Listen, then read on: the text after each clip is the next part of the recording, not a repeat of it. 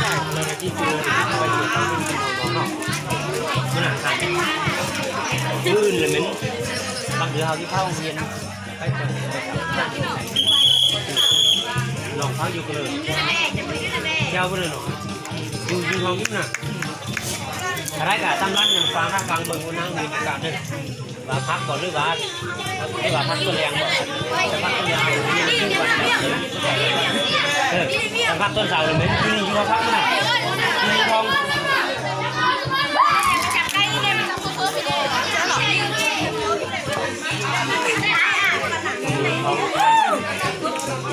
เย้ช่างแบบนี้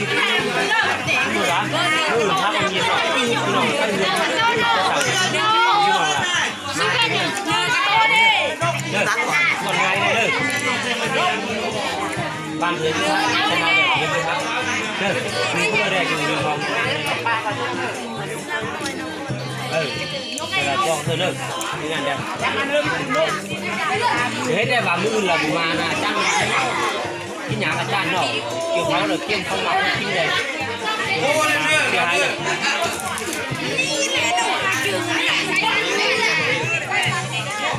มาเทเพื่อคันมาเขาเงียบเขาเงียบเลยดูนักเลยมาหนักนั่นเลยเพื่อ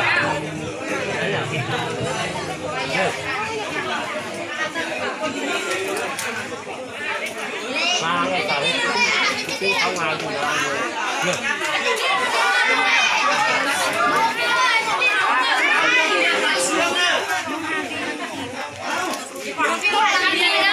เยี่ยมถูกแม่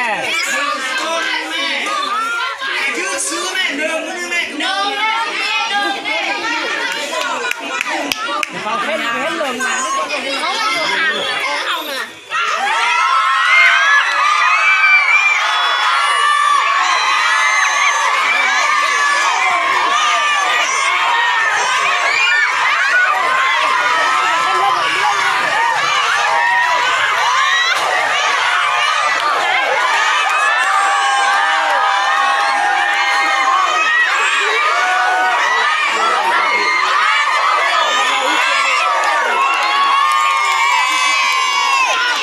นั่นน่ะ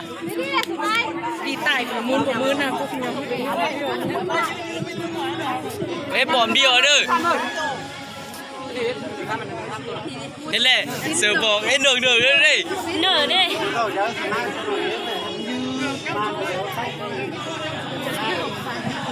ยื้อวันนั้นไปเลยวันนี้